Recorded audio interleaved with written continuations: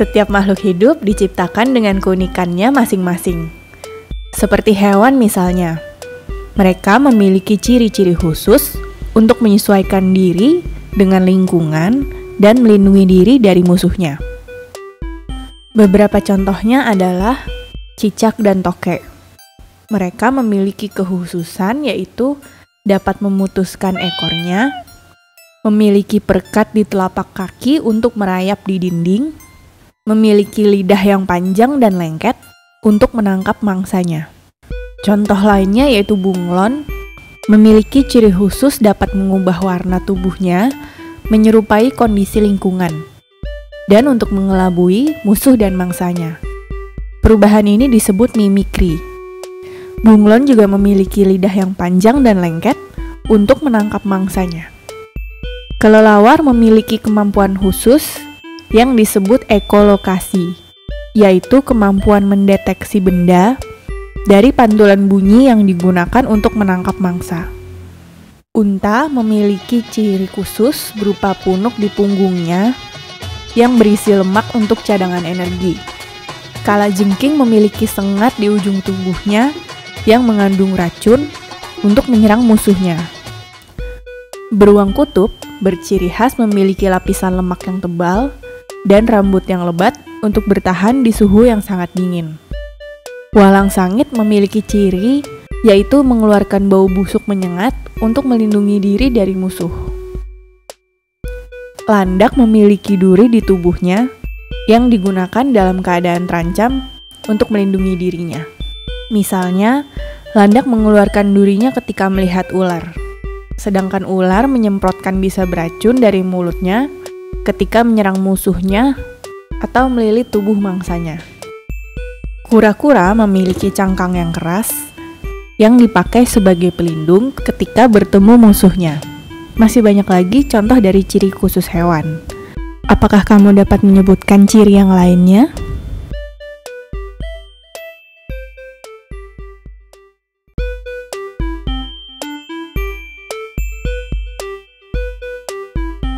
Tubuh tumbuhan tersusun dari beberapa bagian. Di bagian paling bawah ada akar, lalu batang, daun, bunga, buah, dan biji. Kali ini kita akan membahas tentang bunga. Bunga adalah alat tubuh tambahan pada tumbuhan. Bunga tumbuhan memiliki bermacam-macam bentuk dan warna. Ada yang berbentuk seperti trompet, contohnya bunga kecubung. Ada juga yang berbentuk seperti matahari, contohnya bunga matahari. Warna bunga juga bermacam-macam. Ada yang berwarna merah seperti kembang sepatu. Ada yang berwarna putih seperti bunga melati. Ada juga yang berwarna hijau seperti bunga kenanga. Bunga yang lengkap tersusun dari 6 bagian, yaitu tangkai bunga, dasar bunga, kelopak bunga, mahkota bunga, benang sari, dan putik. Berdasarkan ada atau tidaknya bunga, tumbuhan dapat digolongkan menjadi 2. Pertama yaitu tumbuhan berbunga. Contohnya adalah anggrek, mangga, dan pohon jati. Kedua yaitu tumbuhan tidak berbunga. Contohnya adalah suplir dan paku tanduk rusa. Bagi tumbuhan, kegunaan bunga adalah sebagai alat perkembangbiakan tumbuhan. Bagian bunga yang berperan dalam perkembangbiakan adalah benang sari dan putik. Benang sari adalah alat kelamin jantan, sedangkan putik adalah alat kelamin betina. Bagi manusia, bunga dapat berguna sebagai penghias sudut rumah. Warna, aroma, dan bentuknya yang menarik dapat menambah keindahan rumah, membuat rumah menjadi lebih nyaman untuk ditinggali bersama keluarga.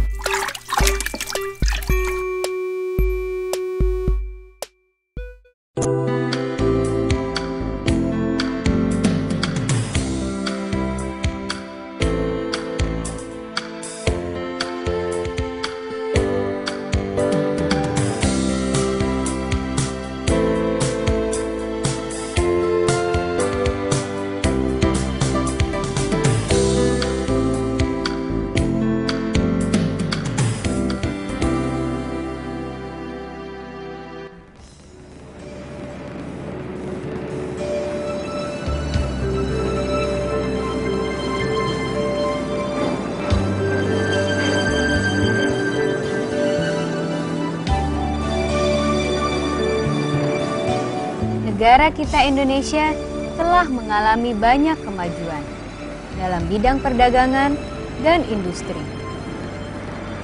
Berbagai jenis benda atau barang telah dapat dibuat sendiri untuk memenuhi kebutuhan kita. Namun demikian, ada beberapa jenis barang yang belum dapat dibuat sendiri sehingga kita perlu membelinya dari luar negeri. Barang-barang ini dikirim dalam bentuk peti kemas dan diangkut melalui kapal-kapal besar.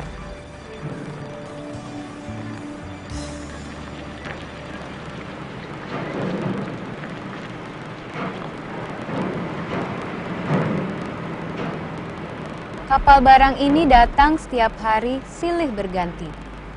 Untuk itu diperlukan alat bantu berupa derek, katrol, traktor untuk memudahkan dan menyingkat waktu.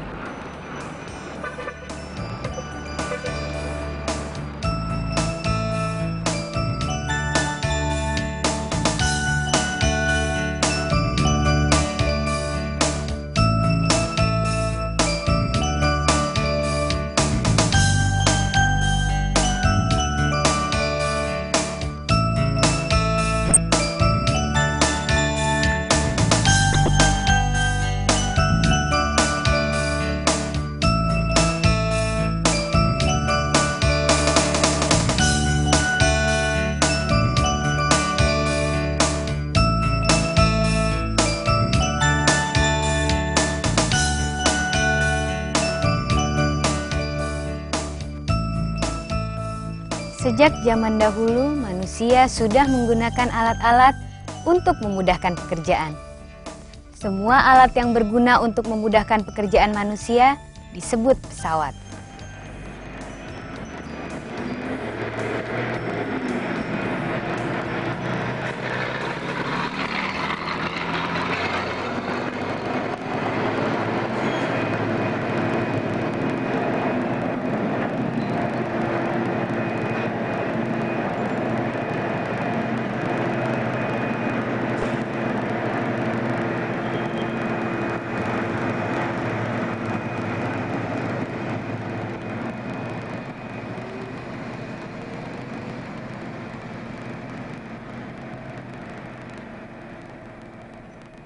Traktor, derek, katrol disebut pesawat rumit.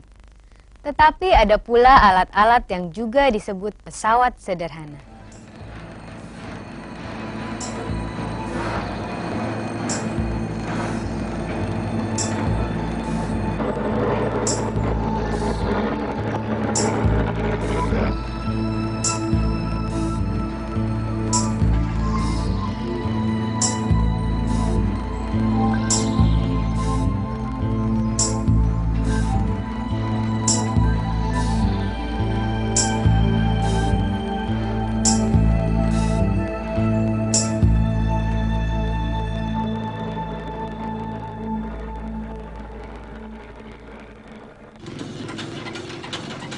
Pesawat sederhana dikelompokkan menjadi 4 jenis. Tuas atau pengungkit, bidang miring, katrol, dan roda berporos.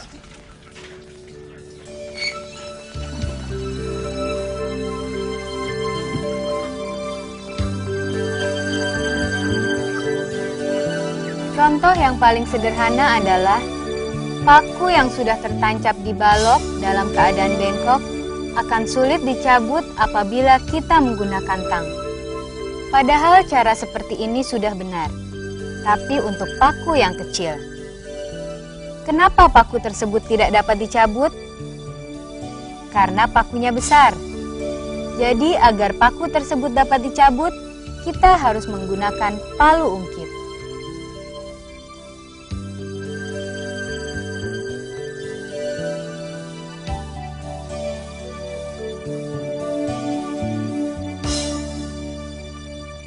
Dari adegan tadi jelas ada beberapa alat perkayuan, seperti palu ungkit, tang, dan obeng. Alat-alat ini disebut pesawat sederhana, dan bekerja berdasarkan prinsip tuas atau pengungkit. Sebatang besi atau benda lain yang digunakan untuk mengungkit disebut tuas. Tuas bertumpu pada suatu titik yang disebut titik tumpu. Gaya yang bekerja pada tuas disebut kuasa, dan titik di mana gaya bekerja disebut titik kuasa. Jarak antara titik tumpu dengan titik kuasa disebut lengan kuasa. Keistimewaan tuas terletak pada lengan kuasanya. Semakin panjang lengan kuasanya, semakin kecil gaya yang dibutuhkan untuk mengangkat beban. Nah adik-adik, sekarang kita akan melakukan peragaan tuas atau pengungkit dengan cara yang paling sederhana. Siapkan sebatang kayu yang diberi lubang-lubang.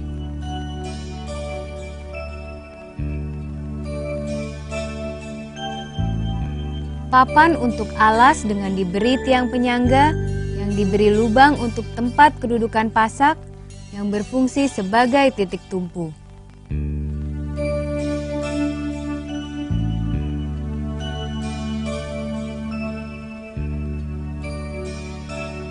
Siapkan juga beban untuk digantung pada tuas atau pengungkit.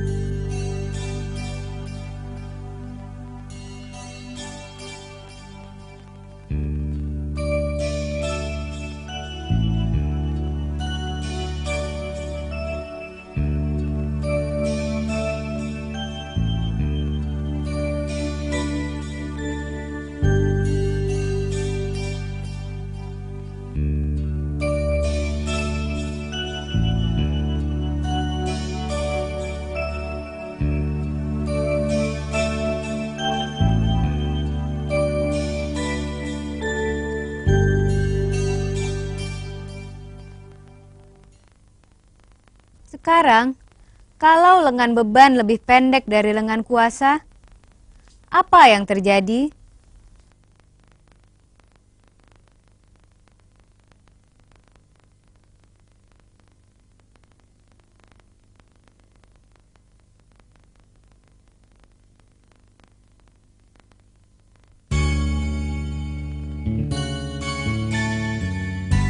Sekarang, lengan beban lebih panjang dari lengan kuasa. Apa yang terjadi?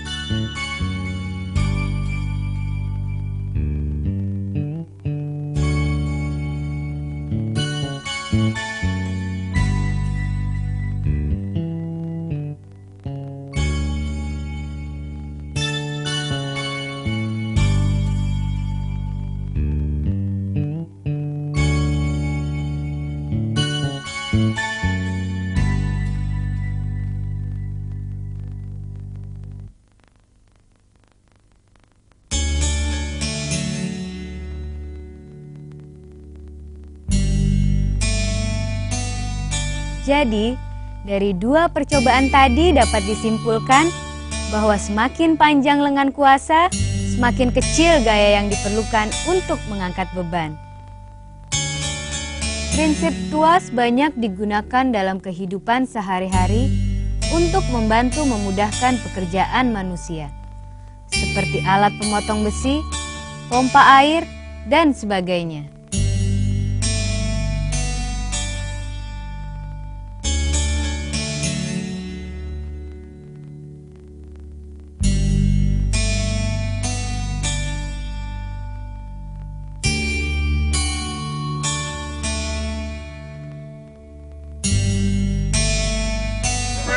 Kita ungkit aja. 1, 2, 3. Nah, kita ungkit saja. 1, 2, 3. Sampai di sini kita telah membahas salah satu jenis pesawat sederhana, yaitu tuas. Jenis pesawat sederhana lainnya adalah bidang miring.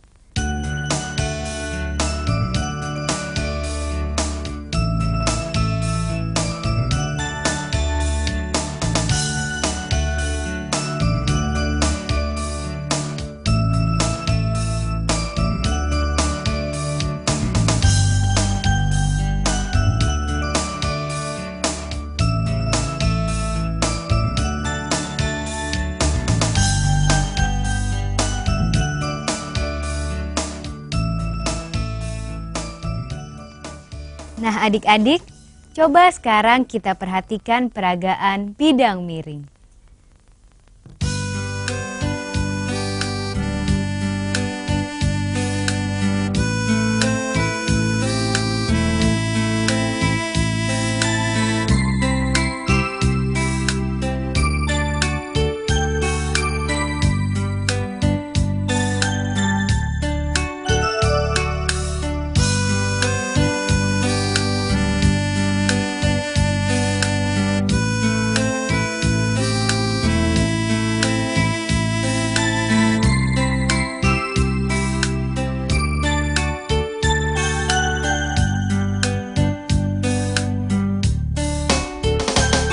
Itu sebabnya mengapa pekerja pasar ini menggunakan balok miring untuk memindahkan drum.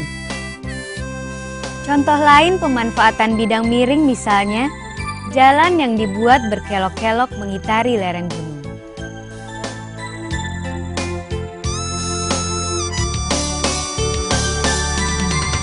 Seandainya tidak dibuat berkelok, mustahil ada mobil yang mampu naik ke puncak.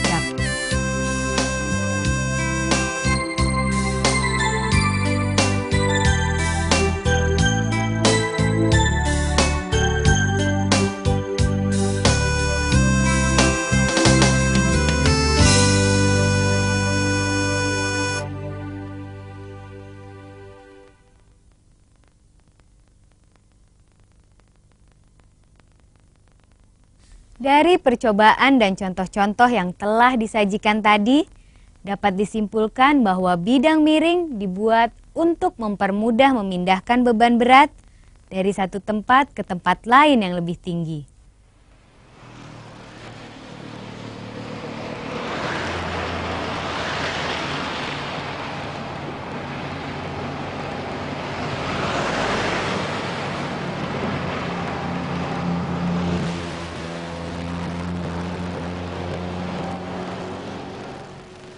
Nah adik-adik, terakhir akan kita bahas jenis pesawat sederhana lainnya, yaitu katrol.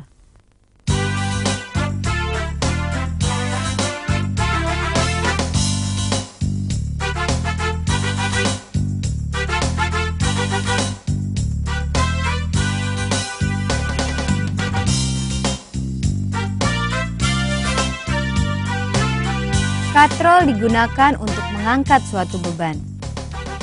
Ada 3 jenis katrol yang akan kita bahas, yakni katrol tetap, katrol bebas, dan katrol majemuk.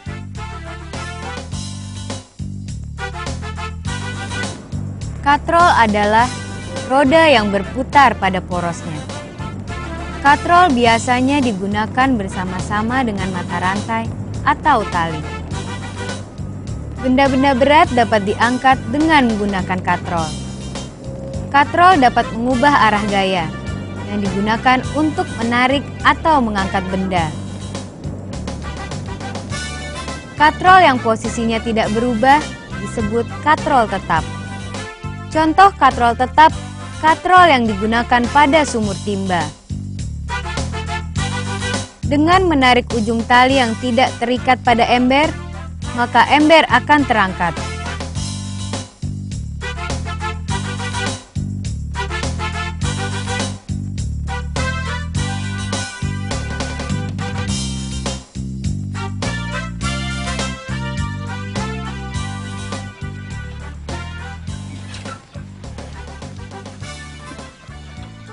Gaya atau tenaga yang dibutuhkan sama dengan berat ember atau beban itu sendiri. Namun pekerjaan menjadi lebih mudah.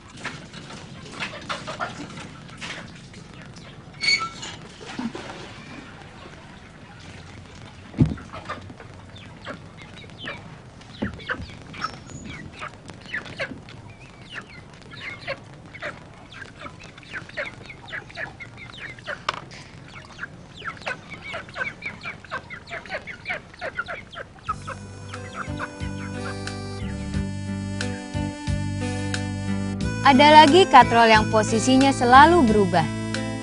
Katrol jenis ini disebut katrol bebas.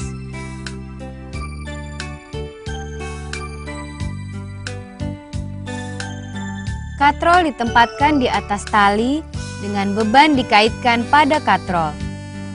Salah satu ujung tali diikatkan pada tempat yang tetap.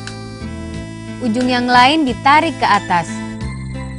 Akibat tarikan itu, katrol dan beban naik atau terangkat. Gaya yang diperlukan pada katrol bebas untuk mengangkat beban lebih kecil daripada gaya yang diperlukan pada katrol tetap.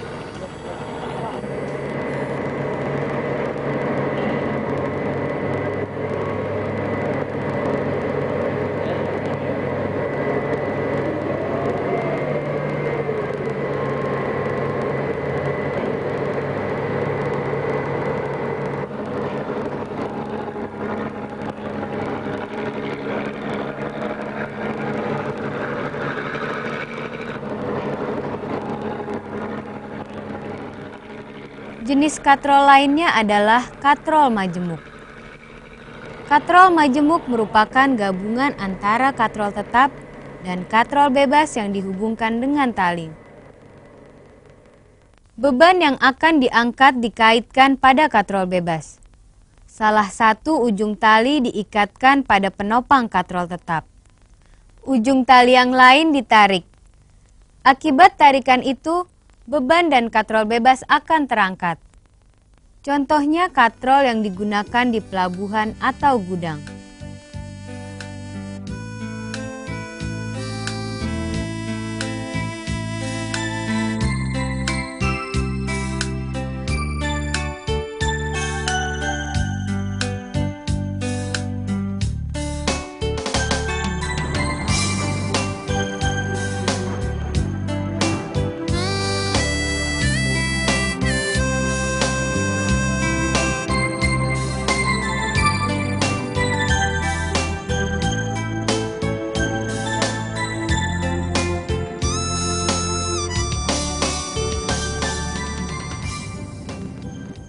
Gaya yang diperlukan pada katrol majemuk jauh lebih kecil dibanding katrol tetap maupun katrol bebas untuk mengangkat beban yang sama. Nah, adik-adik siswa, sampai di sini dulu pertemuan kita. Selamat belajar.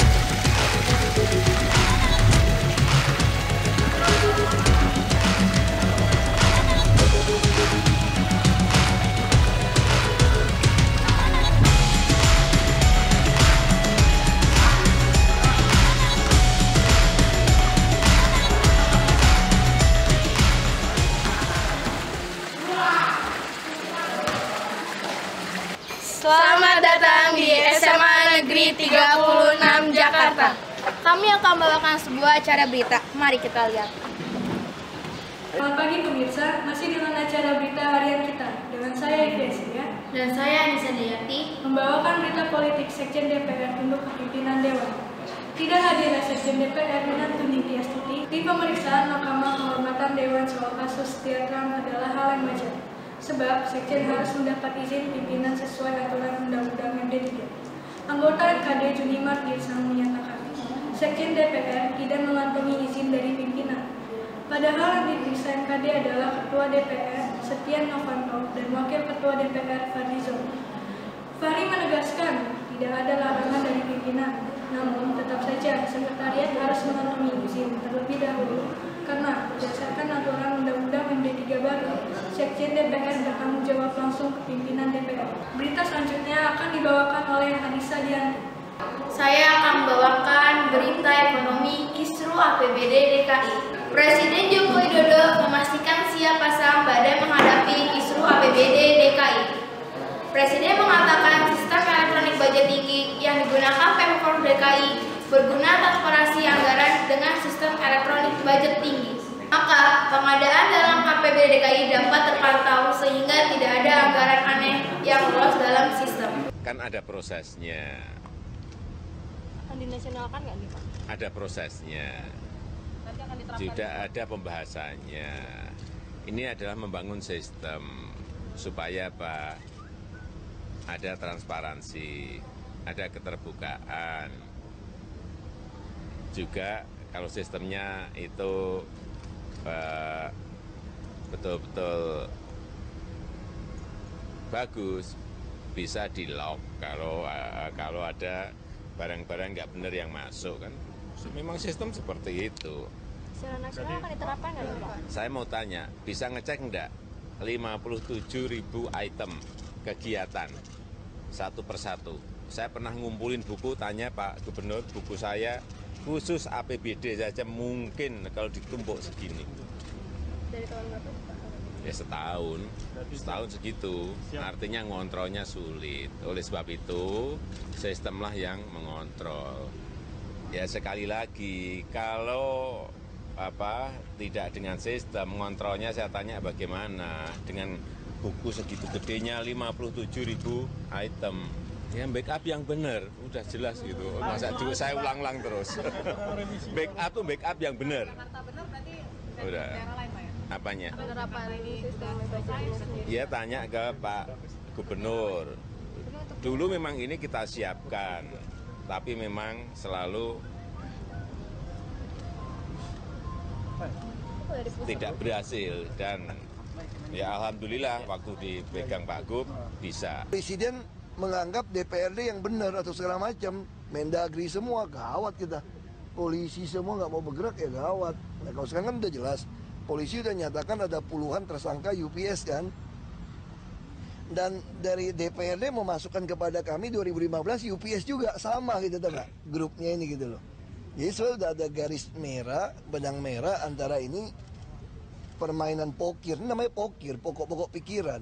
Jadi kalau kita bicara jujur, dari dulu DPRD itu nggak pernah membahas tau nggak.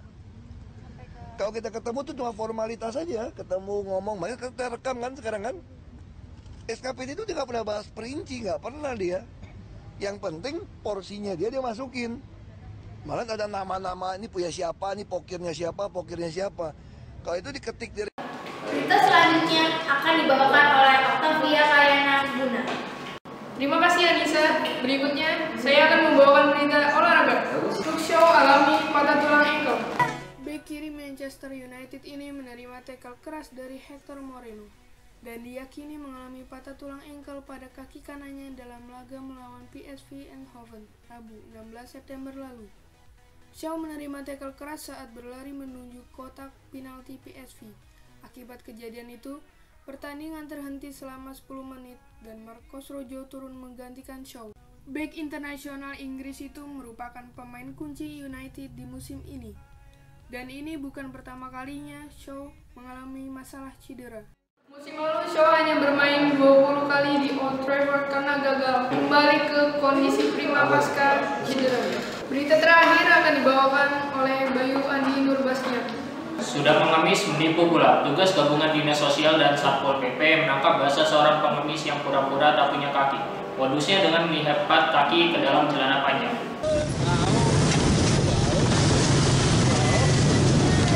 Kedatangan petugas gabungan Dinas Sosial dan Pamong Praja membuat panik sejumlah gelandangan dan pengamen jalanan di persimpangan lampu merah Jalan Tritura, Medan, Sumatera Utara. Beberapa pengemis cacat tak berkutik dan pasrah diciduk petugas. Di lokasi lain, petugas bahkan harus melompat dari kendaraan mereka ketika melihat beberapa gelandangan kabur. Seorang gelandangan buntung yang panik berusaha keras melarikan diri, namun kalah gesit dari petugas. Petugas memaksa gelandangan ini menanggalkan celananya. Ternyata remaja yang biasa mengemis di Jalan Sisingamangaraja ini berpura-pura buntung dengan melipat kakinya di dalam celana. Selain gelandangan ini, petugas juga mengamankan pengemis lain yang berpura-pura buta. Para pengemis dan pengamen jalanan ini kemudian dibawa ke kantor Dinas Sosial Kota Medan sebelum diserahkan ke panti sosial. Aksi tipu menipu pengemis memang marak terjadi, mengingat semakin mudahnya masyarakat menaruh belas kasihan kepada mereka. Hal inilah yang dimanfaatkan banyak oknum pengemis mencari harta berlimpah. Lagi-lagi masyarakat diingatkan untuk jeli dalam berderma dan mencari pahala.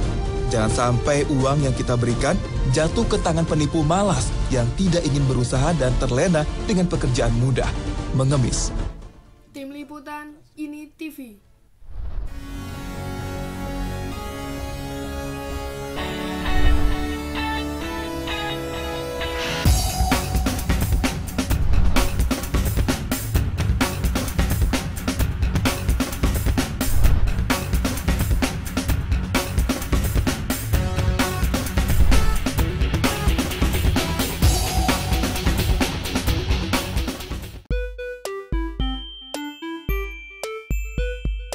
Tubuh tumbuhan tersusun dari beberapa bagian. Di bagian paling bawah ada akar, lalu batang, daun, bunga, buah, dan biji. Biji berfungsi sebagai calon tumbuhan baru. Biji dilindungi oleh daging dan kulit buah. Bakal buah terletak pada dasar bunga dan bentuknya menggelembung. Bakal buah inilah yang menjadi tempat terdapatnya bakal biji. Berdasarkan keping bijinya, tumbuhan dapat digolongkan menjadi dua. Pertama yaitu tumbuhan biji berkeping satu atau monokotil. Contohnya biji padi dan jagung. Kedua yaitu tumbuhan biji berkeping dua atau dikotil. Contohnya biji kacang tanah dan rambutan. Buah dapat dibedakan menjadi 3 jenis, yaitu buah tunggal, yaitu buah yang terbentuk dari satu bunga dengan satu bakal buah yang berisi satu biji atau lebih. Buah tunggal juga terbagi menjadi buah kering dan buah berdaging. Contoh buah kering adalah buah kurung bunga pukul 4, durian, dan buah polong johar. Sedangkan contoh buah berdaging adalah belimbing, tomat, mentimun, dan jeruk. Buah berganda adalah buah yang terbentuk dari satu kuntum bunga yang memiliki banyak bakal buah. Tiap-tiap bakal buah itu akan terlepas-lepas, namun akhirnya akan menjadi kumpulan yang nampak seperti satu buah. Contohnya adalah sirsak dan murbei. Buah majemuk. Buah ini berasal dari banyak bunga dan banyak bakal bunga yang tumbuh seakan-akan menjadi satu buah saja. Contohnya adalah buah mengkudu, nanas, dan jagung. Bagi manusia, buah dan biji dapat berguna sebagai salah satu sumber makanan yang penting. Ini karena buah menyimpan karbohidrat, protein, lemak, vitamin, dan mineral yang dibutuhkan oleh tubuh kita.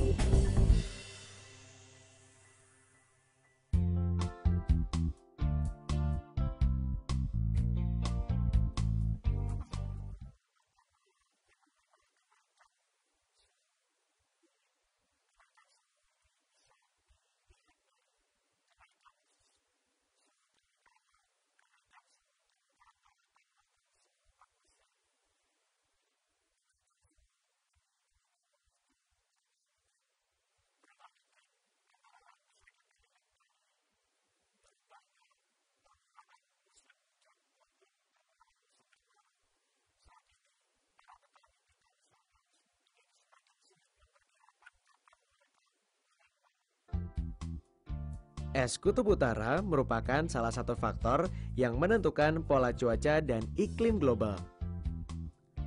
Perbedaan antara udara dingin di kedua kutub bumi dan udara hangat di sekitar khatulistiwa menggerakkan arus udara dan air, termasuk arus yang memancar. Sejak tahun 2004, setidaknya sudah 42% es di kutub utara semakin menipis dan mencair di setiap musim panasnya. Para ilmuwan menggambarkan secara keseluruhan, es laut kutub utara menipis sebanyak 7 inci atau 18 cm per tahun sejak tahun 2004.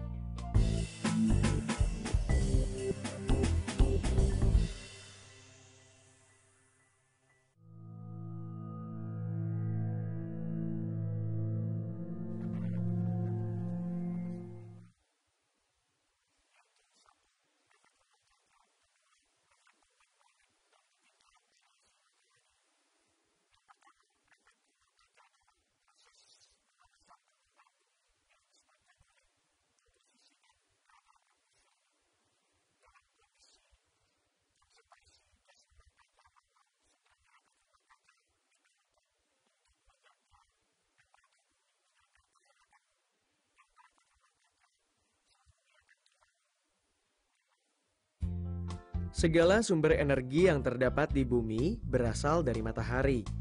Sebagian besar energi tersebut berbentuk radiasi gelombang pendek termasuk cahaya tampak. Ketika energi ini tiba di permukaan bumi, ia berubah dari cahaya menjadi panas yang menghangatkan bumi. Permukaan bumi akan menyerap sebagian panas dan memantulkan kembali sisanya.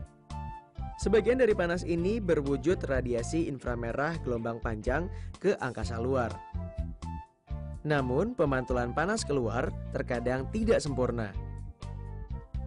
Menumpuknya jumlah gas rumah kaca seperti uap air, karbon dioksida, dan metana menyebabkan sebagian panas tetap terperangkap di atmosfer bumi. Gas-gas ini bersifat menyerap dan memantulkan kembali radiasi gelombang yang dipancarkan bumi dan akibatnya panas tersebut akan tersimpan di permukaan bumi. Keadaan ini terjadi terus-menerus sehingga mengakibatkan suhu rata-rata tahunan bumi terus meningkat.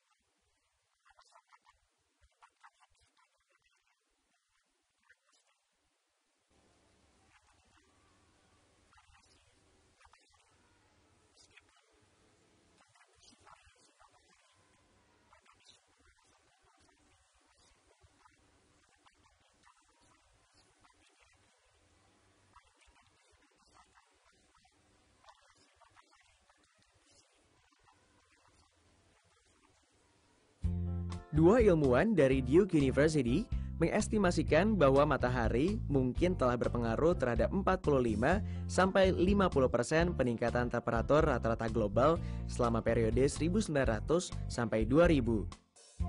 Walaupun demikian, mereka menyimpulkan bahwa bahkan dengan meningkatnya sensitivitas iklim terhadap pengaruh matahari sekalipun, sebagian besar pemanasan yang terjadi pada dekade-dekade terakhir ini disebabkan oleh gas-gas rumah kaca.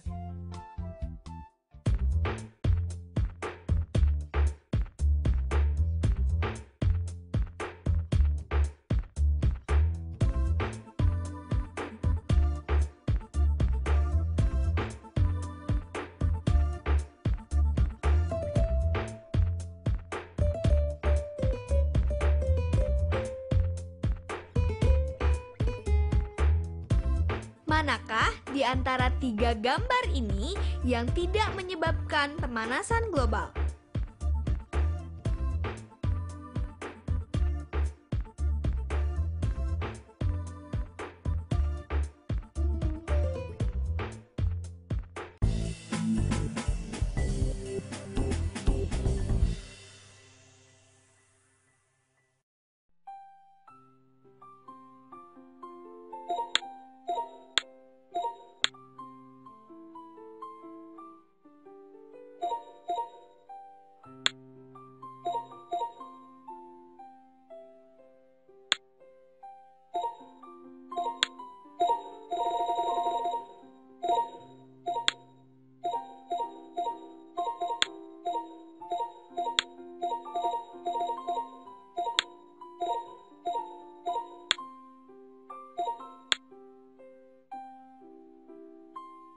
SKL 6 bab 1.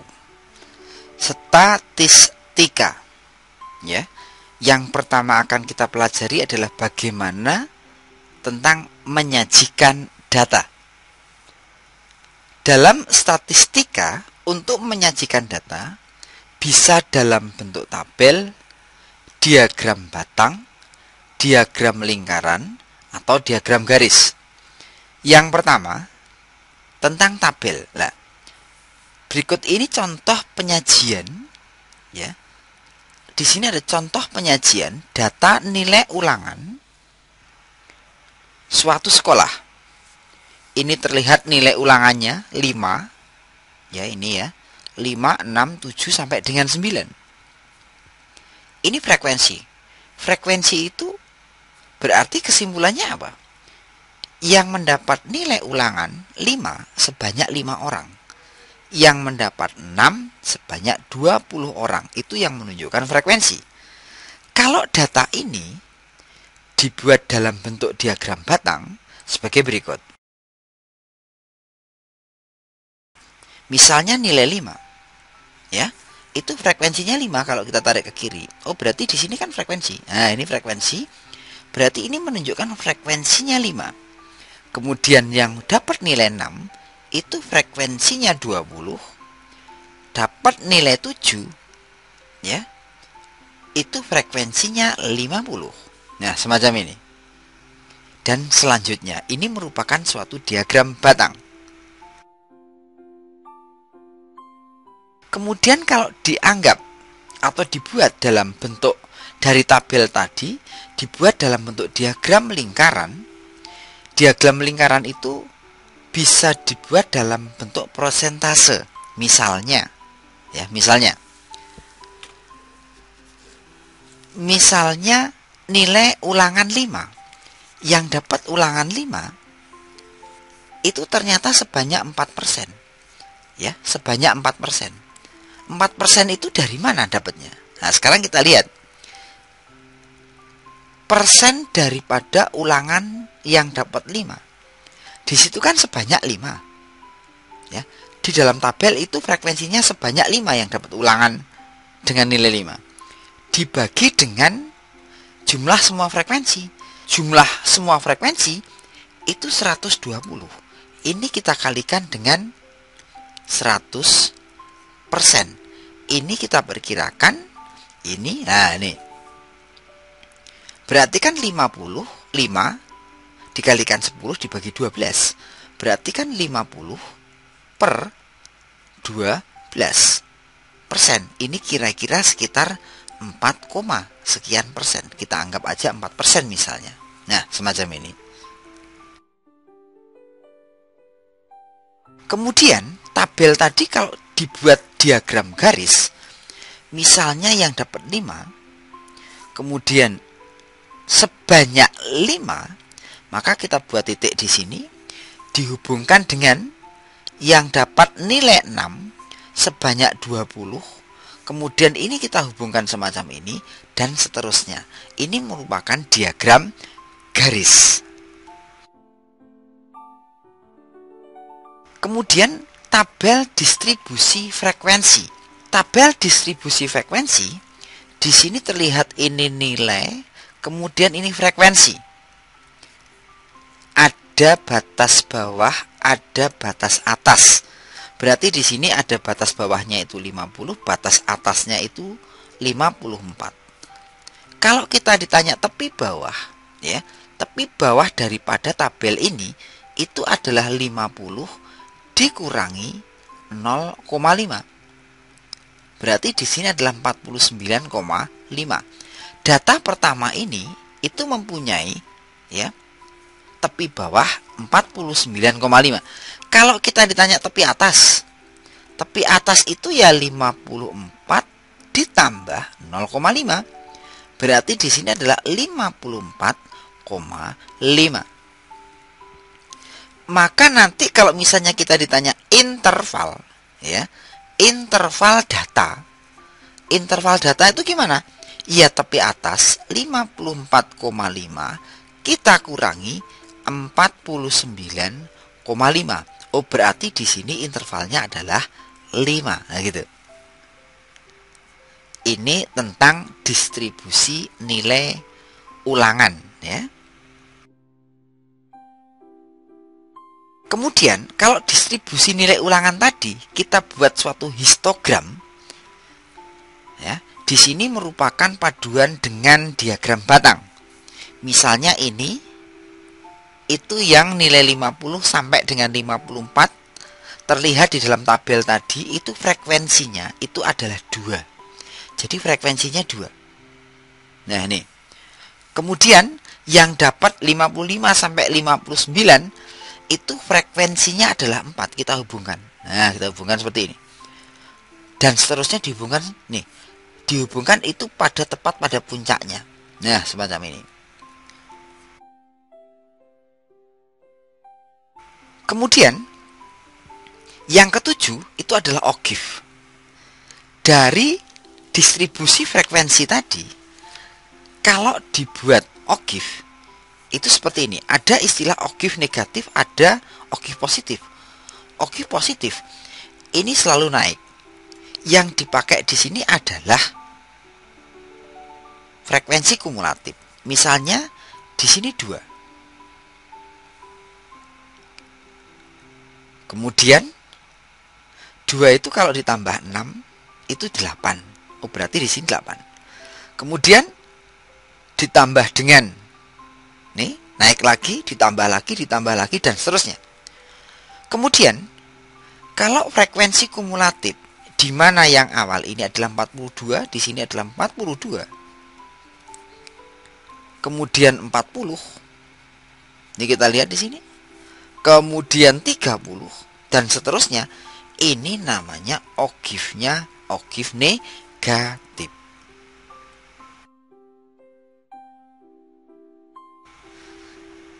Sekarang kita akan menentukan bagaimana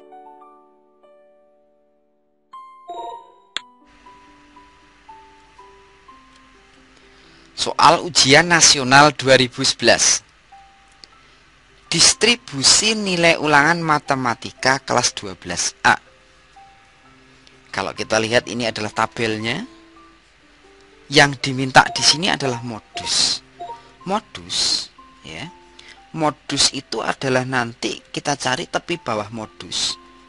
Tepi bawah modus itu berarti yang mempunyai frekuensi paling tinggi. Berarti di sini nanti. Nah, kemudian ditambah dengan D1, ya, dibagi dengan D1 ditambah D2 dikalikan interval.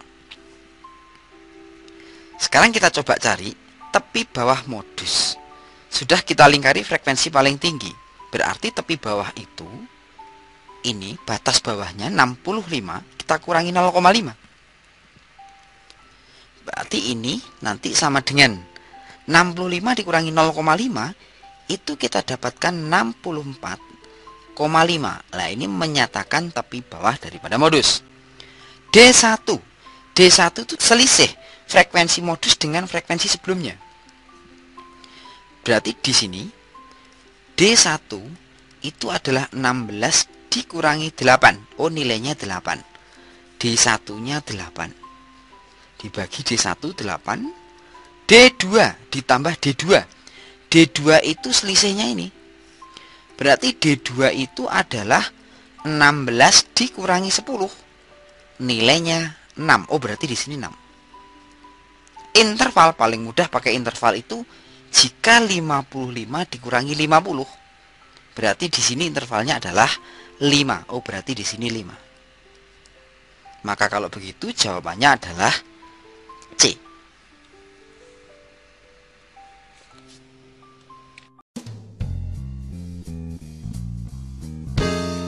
Nah, teman-teman, kali ini saya akan menunjukkan sesuatu yang menarik nih. Saya punya sebuah toples dan saya telah mengisinya dengan air.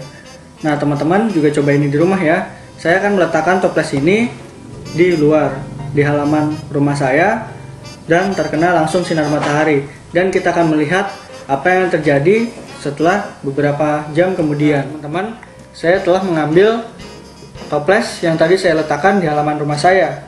Dan teman-teman perhatikan Jika teman-teman mencoba ini di rumah, teman-teman akan melihat setelah toples ini kita jemur di luar, ternyata di bagian yang tidak terkena air menjadi berembun, teman-teman. Bisa dilihat ada butiran-butiran embun di sini yang sebenarnya berasal dari air yang awalnya saya letakkan, yang saya masukkan ke dalam toples.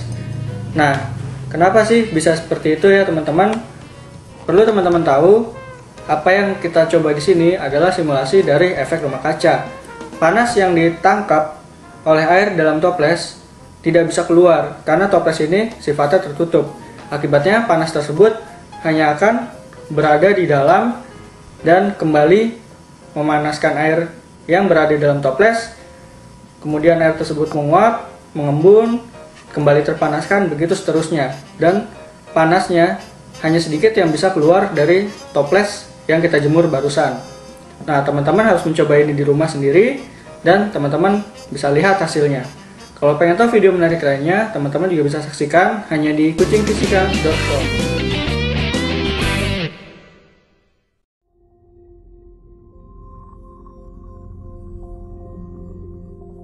My name is Andrew Gillis, and here's an image from my research. This image shows the head of a skate, a fish that is closely related to stingrays, while it is still in the egg.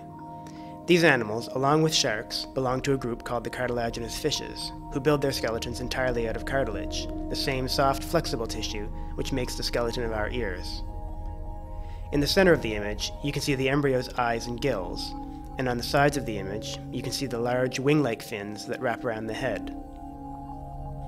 Although these fishes have no bone, they do have hard scales called denticles, which are a focus of my research. These are the red marks, which you can see scattered over the whole head. These denticles have striking similarities with human teeth. They are built of the same hard tissues, and we are discovering that their growth is controlled by many of the same genes.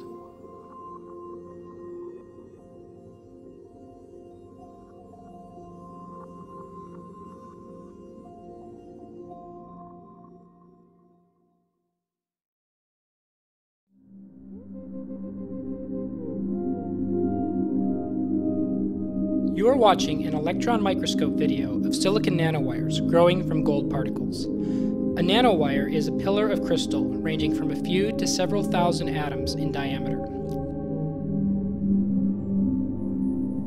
This video was obtained through an exciting and relatively new microscopy technique that allows us to study the growth of nanowires in real time with atomic resolution. We are interested in nanowires as they have potential applications in information and communication technologies, low-energy lighting, rechargeable batteries, and medical sensors. Nanowires grown through this method you are watching could be used someday to make lithium batteries that are predicted to be 8 to 10 times better than current lithium batteries. Improved battery performance is very important for many applications, perhaps the most important being commercially viable electric vehicles.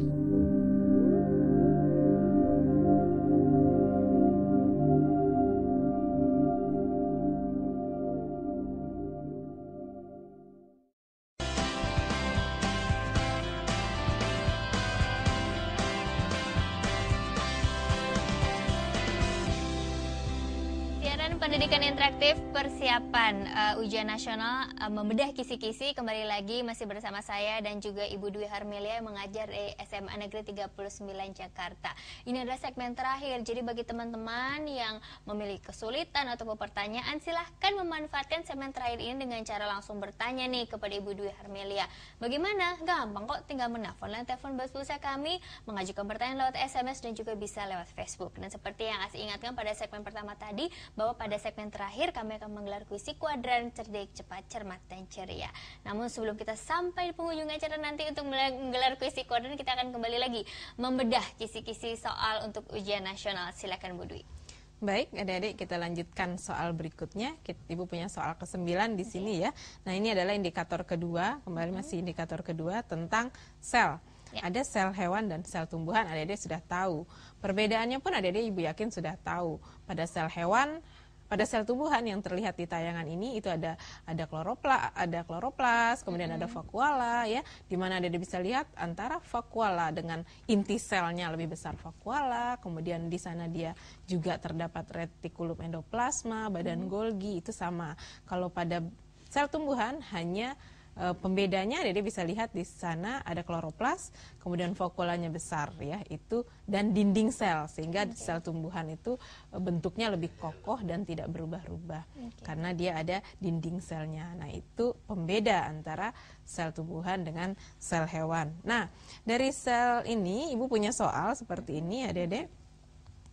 Dede diminta menentukan dari gambar yang ada yang mana organel yang berfungsi untuk fotosintesis, kemudian respirasi sel dan mengatur metabolisme sel. Di sini adik-adik harus tahu yang mana organelnya dan tahu juga fungsinya ya. Jadi dituntut di soal ini ada 2 yang adik-adik tahu. Adik-adik harus bisa menentukan organelnya yang mana, kemudian organel itu fungsinya betul atau tidak untuk seperti itu. Nah, untuk fotosintesis itu organel pada sel tumbuhan adalah kloroplas, respirasi sel ini mitokondria, dan pengatur metabolisme sel adalah nukleus. Nah, dari gambar ini yang manakah jawabannya? Jawabannya adalah 4, 2, dan 6. 4, 2, dan 6. Nah, kenapa itu jawabannya? Bisa kita lihat di seperti ini ya. Ini adik-adik temukan ini adalah kloroplas ya. Kloroplas itu fungsinya untuk fotosintesis dan itu hanya ada pada sel tumbuhan. Ini adalah kloroplas. Kita tidak temukan ini pada sel hewan. Kemudian ada mitokondria. Nah, mitokondria ini fungsinya untuk respirasi sel. Ini ditemukan pada sel hewan dan pada sel tumbuhan. Sementara yang ketiga ada nukleus, dialah sebagai otaknya sel, yaitu yang mengatur ya, yang mengatur proses metabolisme yang ada di dalam sel itu sendiri. Seperti itu. Oke, baiklah. Kisi-kisi yang ke-9 sudah diberikan. Soal yang ke-9. Sebelum kita lanjut lagi, kita akan menerima pertanyaan terlebih dahulu. Kali ini melalui Facebook dari teman kita bernama Arifianto yang bertanya, apakah pada sel hewan dan tumbuhan terdapat organel sel? Kalau saya tidak salah baca ya. Ya, bagaimana Bu penjelasannya? Ya, jadi pada tadi ada udah lihat ya di sel hewan ada, yang tampil tadi adalah sel tumbuhan ada organel. Karena itu memang hanya saja mungkin pembeda ya. Kalau pada sel tumbuhan itu hanya ada kloroplas dan vakuola yang besar, kemudian dia punya dinding sel. Sementara kalau pada sel hewan dia mempunyai lisosom dan sentrosom yang tidak dipunyai oleh sel tumbuhan. Tapi secara yang lainnya, tumbuhan punya mitokondria, hewan juga punya. Tumbuhan punya badan Golgi, hewan juga punya. Seperti itu untuk pembedanya. Jadi organel itu ada pada sel hewan dan ada juga pada sel tumbuhan. Oke, baik, pertanyaan ataupun jawaban dari pertanyaan dari Arifianto sudah dijawab oleh Ibu Dwi, dan sekarang ini kita lanjut lagi ya Bu ya. Iya. Memudah soal kisi-kisi yang ke-10. Silakan. Baik. Adik-adik pernah menemukan soal seperti ini ya? Ibu punya soal seperti ini. Adik-adik mungkin pernah tahu bahwa sel dalam tubuh kita itu bisa dilihat ada sel yang aktif, ada yang lebih aktif bergerak. Nah, dari tayangan adik-adik bisa melihat ini ada gambar tayangan tentang organel sel yang mirip dengan bentuknya seperti bulat-bulat seperti sosis ya kalau dimakan. Nah, organel yang seperti ini fungsinya untuk respirasi sel, biasanya seperti itu. Organel ini banyak kita temukan pada sel-sel yang aktif ya, pada sel-sel yang aktif, karena di sel aktif itu butuh energi. Nah, organel ini berfungsi untuk respirasi sel yang bisa menghasilkan energi. Nah, apakah nama organel tersebut gitu ya? Jadi kalau di soal ini, di soal yang Ibu punya bisa dilihat di sini. Sel-sel yang aktif seperti sel otot dan sel otak memerlukan banyak energi, oleh sebab itu sel-sel ini banyak mengandung organel apa? Nah, ingat, energi dihasilkan melalui proses respirasi sel. Yang melakukan fungsi respirasi sel pada sel adalah organelnya, jawabannya mitokondria. Ya, jadi mitokondria inilah yang melakukan proses respirasi sel sehingga kita akan menemukan banyak mitokondria pada sel otot dan pada sel otak. Oke, itu ya kuncinya ya. Baik, masih ada lagi Bu? punya soal Soalnya? terakhir ya, kita punya soal berikutnya. Ya, silakan. Nah, ini adalah soal yang menjadi pembeda ya, adik-adik. Tadi sudah kita lihat bahwa pada sel hewan dan sel tumbuhan ada organel. Organelnya nyaris sama ya, hampir bersamaan, tapi ada juga yang khas hanya ada pada tumbuhan dan khas hanya ada pada hewan. Nah, sekarang yang menjadi pertanyaan, yang manakah yang hanya ditemukan pada tumbuhan ya, pada sel tumbuhan? Ada lisosom, ada vakuola, ada kloroplas, ada dinding sel, ada ribosom, dan ada sentrosom. Yang mana yang hanya pada tumbuhan? Maka jawabannya adalah vakuola, kloroplas, dan dinding sel ya. Ini yang kita temukan. Karena pada sel tumbuhan strukturnya, Dede bisa lihat ya di pembahasan. Nah, ini adalah gambar struktur sel hewan dengan sel tumbuhan. Sel tumbuhan dia punya dinding, bentuknya lebih kokoh. Sementara sel hewan dia hanya ada membrannya saja. Kemudian sel tumbuhan karena fungsinya untuk fotosintesis dia punya kloroplas, sementara pada sel hewan tidak punya. Kemudian di sel tumbuhan vakuolanya lebih besar dibanding sel hewan. Sel hewan malah ada yang tidak mempunyai vakuola. Jadi kalau sel tumbuhan kan vakuola salah satu fungsinya untuk cadangan makanan seperti itu. Ini dia yang ini jadi penjelasan terakhir hanya ya? ada pada sel hewan dan hanya ada pada sel tumbuhan. Ya, itulah yang harus diingat-ingat Iya, Bu ya. Kalau tadi mungkin ada kesulitan mengingat karena begitu banyak istilah-istilah dalam biologi. Selain berpikir kreatif untuk menciptakan nama-nama tadi, ada mungkin cara lain nggak Bu? Ya, jadi kalau misalnya hanya kalau biologi kayaknya kita menciptakan jembatan keledai ya, jembatan keledai untuk mengingat misalnya tadi apa di sel plastik misalnya itu hanya ada dinding sel dan plastida itu hanya pada tumbuhan, sementara lisosom dan sentrosom itu ada pada hewan. Jadi kalau biologi memang mengingatnya dengan mencari kata kunci, itu yang Ibu pikir, yang Ibu rasa bisa diikut dengan seperti itu. Dimudahkan dengan cara seperti itu. Oke, baiklah. Kita sudah membahas bedah kisi-kisinya dan sekarang ini adalah waktunya kita bertemu dengan Kak Irfan yang akan membawakan kuis si kuadran cerdik, cepat, cermat, dan ceria. Halo Irfan. Halo Kasti. Udah lama nih nggak ketemu. Apa kabar kamu? Alhamdulillah baik. Kasti gimana? Alhamdulillah sehat juga. Budi kok nggak ditanyain? Ya Budi. Kita sehat aja ya. Gimana Irfan, udah siap belum nih membawakan kuis si kuadran? Tentunya sudah siap sekali nih Kasti. Dan soalnya, pertanyaannya susah nggak? Mudah sekali. Mudah sekali ya. Kayaknya sih bisa nih teman-teman nanti menjawab. Silakan deh Irfan. Oke, makasih Kasti. Baik adik-adik, kita bertemu lagi dalam acara kuis si kuadran cerdik, cepat, cermat, dan ceria.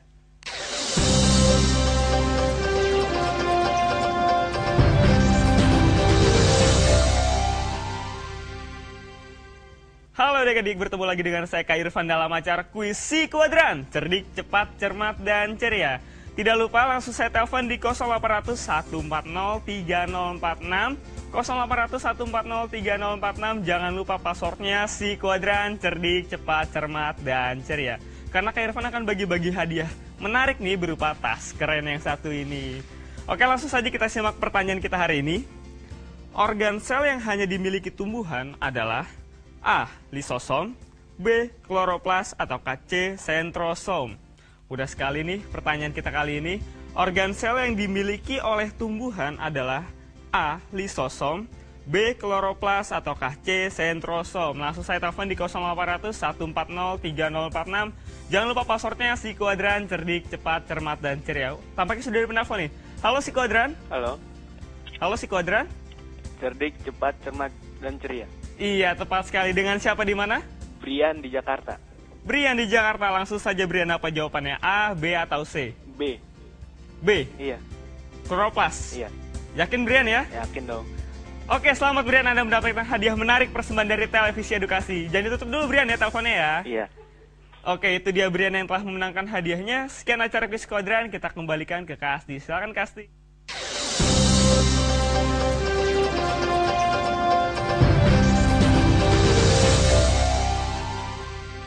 Terima kasih Irfan dan juga selamat untuk Brian yang berhasil menjawab pertanyaan kuis si kuadran ini. Berarti Brian mengikuti dengan sangat baik ya, karena penjelasannya tadi pas jelas sekali ada di tabel sebelum kita masuk ke kuis si kuadran. Oke, selamat sekali lagi.